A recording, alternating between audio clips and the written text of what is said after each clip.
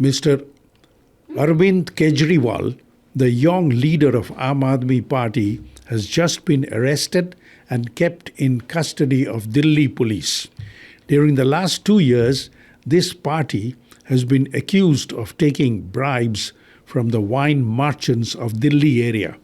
This is supposedly a liquor scam in which the Aam Aadmi Party and some of its high-ranking leaders are said to be involved. It is also said that Mr. Kejriwal has taken a bribe from the wine merchants worth 100 crore rupees. For the last 2 years, the mainstream media loyal to the BJP government have been aggressively preaching and propagating this piece of information throughout the nation. Based on this allegation, the Chief Minister of Delhi has been taken into custody. Before him, 3 other influential ministers of Delhi government were arrested on the same charge. They have been in prison for the last 18 months. They are not being given bail under various pretexts. After the arrest of the Chief Minister, supporters of the party have started large and fierce movement which is spreading into the areas where the party controls the government. In the history of Indian politics, several opposition leaders were taken into custody for various reasons, but never ever before a sitting chief minister was ever arrested for any reason whatsoever. This is the first time Delhi and Punjab, where Aam Aadmi Party is in power, has started fierce and aggressive movement in support of their chief minister. It is noteworthy that there has been charges of corruption against opposition party and their leaders were also arrested, but this kind of fierce movement in their support has never been organized.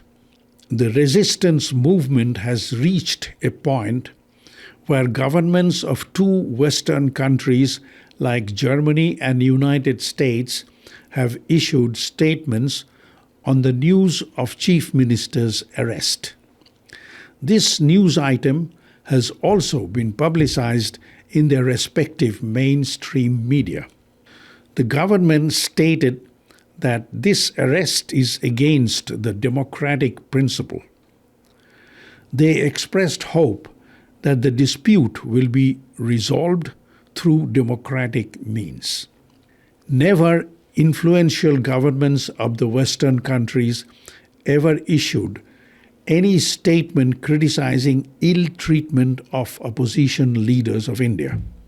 America and its allies are known for issuing harsh criticism of other countries and interfering militarily under false pretext.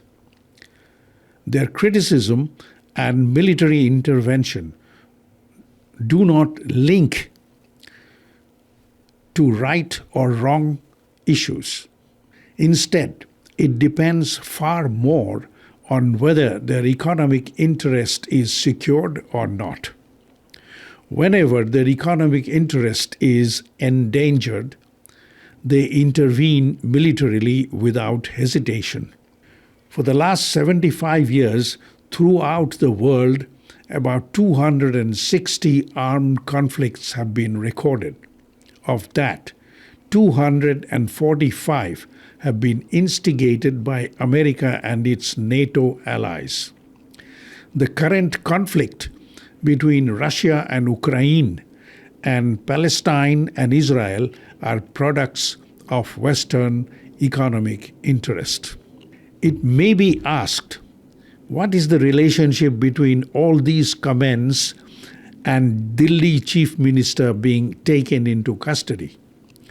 Before we answer this question, it might be of relevance just to state that currently Western countries, mainly America, is projecting India as the largest democracy of the world and expressing lavish praise for the non-existent economic development. For the last 3 decades or so, these Western countries used to project India as a destitute-ridden, backward, corrupt, superstitious, primitive, uncivilized country where public roads remain filled with cattle, snake charmers, beggars, hand carts, rickshaws, etc. A combination of all that makes India a chaotic country. Suddenly, after the decade of 90s, America and its Western allies started to project India as a charming, exotic land where milk and honey flows. It is also to be noted that reporting of Western countries about China between 1950 and 1970 was about how China was being devastated by famine, cities strewn with beggars, people deprived of individual freedom, democracy, and human rights. Government of China, according to the Western reports, was controlled by incompetent, tyrannical dictatorship, and the whole nation under tyrannical rule was, according to the wishful thinking of the Western media, doomed to failure. Many similar standard Western rhetoric, best suited for cheap, fictitious propaganda, were being fed to their Western readers and their domesticated ruling class of the third world countries. Western reports also dutifully preached that people of China, under the rule of tyrannical government, were so frustrated that their suicide rate was shooting up. However, Western media suddenly started to praise the same China after 1972 onwards as a rapidly developing country that showed tremendous possibilities.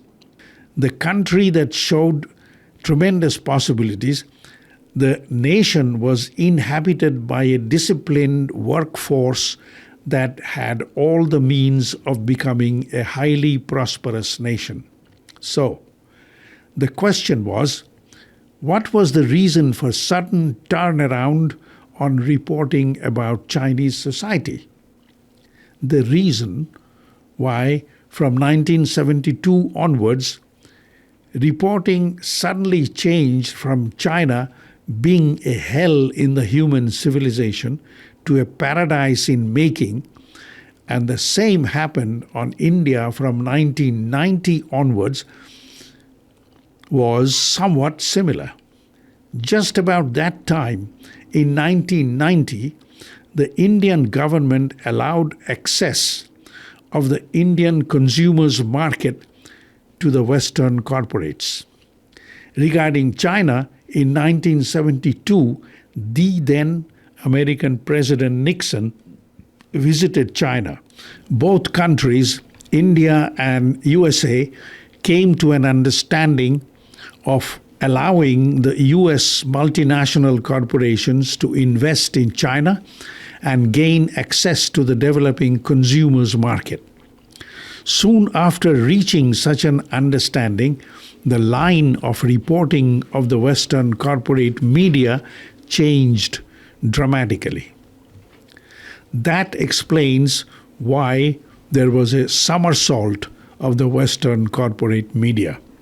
Today, the world is witnessing how China has transformed itself from the role of petty vendor to that of a giant industrial power.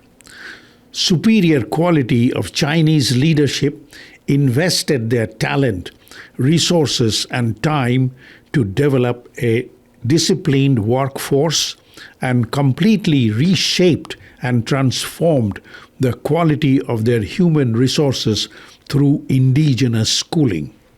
Their reshaped human resources in combination with their vast natural resources under a battle-hardened, highly experienced leadership is now in charge of China. This transformation enables China to compete with the Western monopolies in the world market.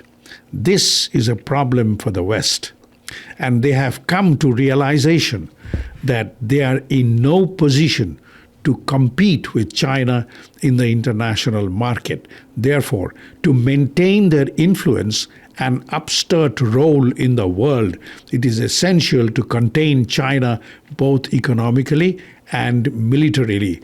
Otherwise, it will not be long before West become a bankrupt nations. But they also understand it's a wishful thinking for them to outmaneuver China through fair competition. Therefore, they must find someone on whose shoulder they can rest their guns and fight against China.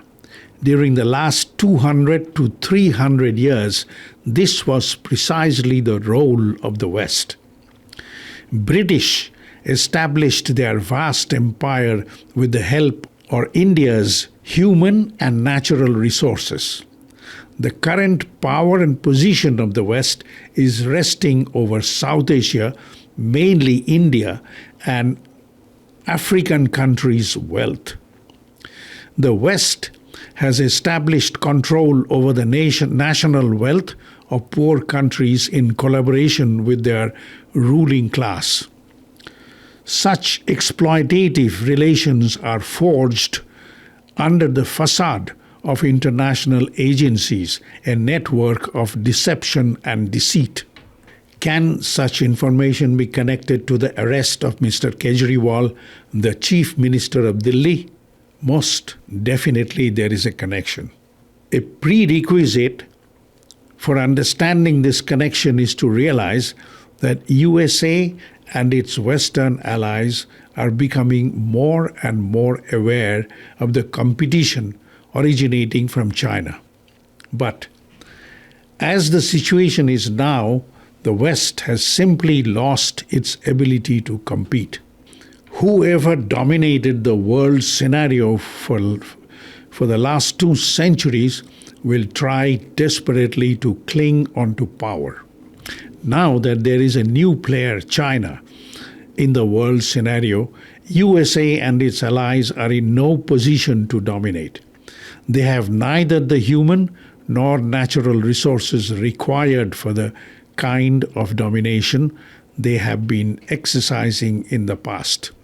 British Empire, like all empires, exercised their influence over the world by gaining control over the human and natural resources of Greater India, and that control was made possible by the subservience of Indian ruling class. This is the first time world is witnessing a power like China that has the quality of leadership rich in experience, ability, and maturity to make good use of their own human and natural resources. This combination of superior leadership and abundance of human and natural resources in one country inevitably places them into a position of strength. This implies that USA and its allies, with dwindling human and natural resources, are at a disadvantageous position against China. One option for USA and its allies to continue dominance over the world is to draw the Chinese ruling elites into the Western camp, which they tried but failed. After all, the victorious Chinese Revolution has left an indelible mark over the entire Chinese nation. Their leaders are not for sale. The West is now in a unique position. On one hand, they are facing massive competition from a self-sufficient nation under the leadership far superior compared to their own. On the other hand, the West is not or had never been self-sufficient in their own natural or human resources. Their source of power was and still is their disciplined workforce, superior schooling, access to human and natural resources of South Asia and Africa, plus support from the subservient ruling classes of their colonies. Above all, their ability to employ creative design of colonizing countries with the help of native ruling class. This implies, unless they can entice the ruling class of India and lesser countries of South Asia and gain control of India's human and natural resources, they stand no chance of maintaining their world dominance and will turn into paper tigers or toy soldiers as the current trend shows.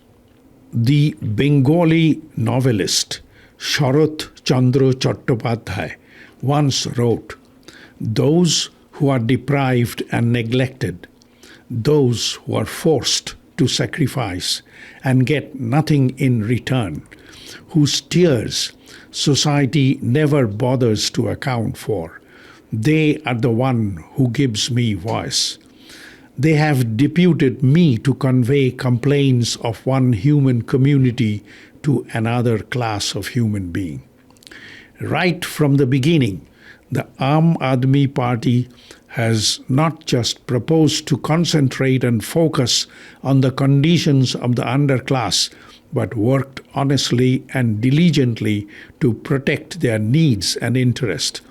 This deprived and neglected class of Indians make up most of the Indian population. Given the right kind of leadership, this mass of deprived and neglected humanity can potentially conquer the world. Apart from the Delhi Chief Minister, many leaders of Aam Aadmi Party publicly expressed allegiance to the underclass. I have watched discourses of the former Education Minister, Mr. Shishodia, now imprisoned under the false pretext, who repeatedly explained the importance of indigenous schooling and use of mother tongue. I watched discourses of Health Minister and Parliament members of Aam Aadmi government.